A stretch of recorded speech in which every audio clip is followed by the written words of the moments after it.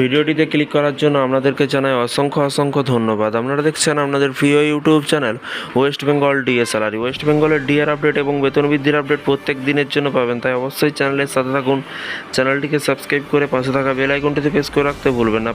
কেন্দ্রীয় কর্মীরা পাচ্ছেন কিন্তু বড় উপহার পাচ্ছেন কেন্দ্রীয় সরকারি কর্মচারীরা, সাথে সাথে রাজ্য সরকারি কর্মচারীদের জন্য দুর্দান্ত খবর আছে। ভিডিওটি সম্পূর্ণ দেখুন।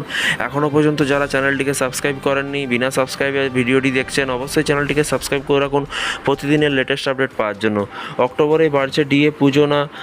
পুজো না দীপাবলি, কবে মিলবে সুখবর? সামনে এলো তারিখ, চলুন দেখে নেওয়া যাক। শীঘ্রই শেষ হতে চলেছে কেন্দ্রীয় কর্মচারীদের অপেক্ষা। 2024 সালে জুলাই থেকে কার্যকর করা মহার্ঘ ভাতা শীঘ্রই ঘোষণা করা হতে পারে। এতে 3% বৃদ্ধি হবেই। সূত্রের খবর, দশমীর আগেই মন্ত্রিসভার বৈঠকে একটি অনুমোদন হতে পারে এবং দীপাবলির আগেই অক্টোবরে সরকার 3 থেকে 4% ডিএ বাড়ানোর ঘোষণা করতে পারে। ঘোষণার পরে এন্ট্রি লেভেল কেন্দ্রীয় সরকারি কর্মচারীরা, যাদের মূল বেতন প্রতি মাসে প্রায় 18,000 টাকা, তাদের বেতন 1 জুলাই 2024 থেকে প্রতি মাসে কিন্তু 540 টাকা থেকে 720 টাকা বৃদ্ধি পাবে। গত বছরের নভেম্বরে প্রথম সপ্তাহে কিন্তু ডিএ বাড়ানোর ঘোষণা করা হয়েছিল। এবার সরকারের 1 জুলাই 2024 থেকে ডিএ 3 থেকে 4% বৃদ্ধি করবে বলে কিন্তু আশা করা হচ্ছে এবং 2024 সালে মার্চ মাসে সরকারের মহার্ঘ ভাতা 4% বাড়িয়ে মূল বেতনে 50% করে দিয়েছিল। সেই সঙ্গে কিন্তু ডিয়ারনেস রিলিফ বাড়ানো হয়েছিল 4% এবং দশেরা না দীপাবলির আগেই উপহার পাবেন কেন্দ্রীয় সরকারি কর্মচারীদের। মহার্ঘ ভাতা 3% বাড়বে নিশ্চিত। জানুয়ারি থেকে জুন পর্যন্ত এআইসিপিআই সূচকের তথ্যের ভিত্তিতে এবার মহার্ঘ ভাতা বেড়েছে 3%। যদি সূত্রকে বিশ্বাস করা হয়, 2024 সালের 9 অক্টোবর আনুষ্ঠানিক হতে চলা মন্ত্রিসভার বৈঠকে এটি ঘোষণা করা হতে পারে, অর্থাৎ পুজোর সময়ে কর্মচারী মহার্ঘ ভাতা উপহার পাবেন। কিন্তু প্রশ্নে থেকেই যায় যে তাদের মহার্ঘ ভাতা কত হবে। মহার্ঘ ভাতা বাড়বে 3%। সপ্তম বেতন কমিশনের অধীনে কেন্দ্রীয় কর্মচারীদের মহার্ঘ ভাতা 3% বাড়বে। আলোচনা ছিল যে মহার্ঘ ভাতা 50% ছড়িয়ে গেলে তা কিন্তু শূন্যে নামিয়ে আনা হবে। এরপরে কিন্তু 2024 সালে জুলাই থেকে শূন্য থেকে গণনা করা হবে, তবে এর কোনো সুনির্দিষ্ট প্রমাণ নেই। এই নিয়ে সরকারের কোনো প্রক্রিয়া নেই। বিশেষজ্ঞদের মতে কর্মচারীদের মহার্ঘ ভাতা 3% বেড়ে 53% হবে এবং ক্যালকুলেশন আরও চলতে থাকবে। কত টাকা বাড়বে বেতন বাড়বে? মহার্ঘ ভাতা বৃদ্ধির কারণে কেন্দ্রীয় কর্মচারীদের বেতন কিছুটা বাড়বে। উদাহরণস্বরূপ, যেখানে যাদের মূল বেতন 18,000 টাকা, তাদের মহার্ঘ ভাতা 540 টাকা বৃদ্ধি পাবে। যেখানে যাদের মূল বেতন 56,900 টাকা, সেখানে তাদের 1,707 টাকা কিন্তু অতিরিক্ত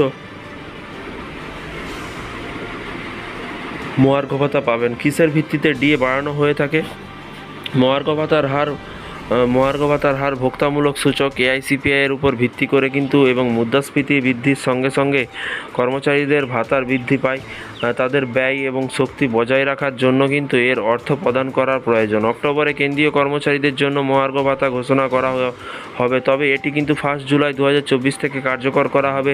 জুলাই, আগস্ট এবং সেপ্টেম্বর মাসের জন্য বকেয়াও অর্থ প্রদান করা হবে। এবং কেন্দ্রীয় কর্মচারীরা কি কোভিড-19 ডিএ বকেয়া যেটা বাকি ছিল সাম্প্রতিক সংসদে বর্ষাকালীন অধিবেশনে অর্থ প্রতিমন্ত্রী পঙ্কজ চৌধুরী বলেছিলেন যে সরকার কোভিড-19 মহামারীকাল সময় আটকে রাখা 18 মাসের ডিএ বা ডিআর বকেয়া মুক্তির সম্ভাবনাকে বিশেষ বিবেচনা করছে না।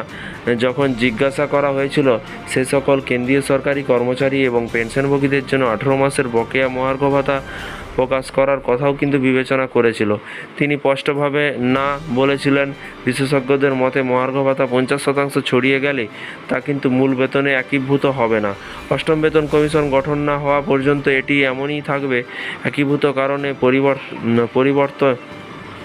পরিবর্তে ডিএ 50% অতিক্রম করলে এইচআর-এর মতো ভাতা কিন্তু বৃদ্ধির বিধান রয়েছে। এবং সপ্তম বেতন কমিশন 2024 সালে ফেব্রুয়ারিতে গঠিত হয়েছিল এবং এর সুপারিশগুলি কিন্তু 1 জানুয়ারি 2016 থেকে কার্যকর করা হয়েছিল। সাধারণত সরকারি কর্মচারীদের বেতন সংশোধনের জন্য প্রতি 10 বছরে একটি বেতন কমিশন গঠন করে। তো ফ্রেন্ডস, বিষয়টি বুঝতে পারছেন, কেন্দ্রীয় সরকারি কর্মচারীদের কথা তো হলো, কিন্তু রাজ্য সরকারি কর্মচারীদের কি? রাজ্য সরকারি কর্মচারীদের এখনও পর্যন্ত কোনো রকম আপডেট আসেনি। যদি পুজোর আগে বা কালী পুজোর আগে কোনো রকম মাননীয় মুখ্যমন্ত্রী কোনো রকম আপডেট দেয়, অবশ্যই আপনাদেরকে ভিডিওর মাধ্যমে জানানো হবে। এবং স্থায়ী অস্থায়ী চুক্তিভিত্তিক কর্মচারীদের আপডেট পেতে চ্যানেলটিকে ফলো করবেন, চ্যানেলটিকে সাবস্ক্রাইব করে পাশে থাকা বেল আইকনটিতে প্রেস করে রাখুন পরবর্তী নতুন আপডেট পাওয়ার জন্য। থ্যাংক ইউ ভিডিওটি এতক্ষণ দেখার জন্য।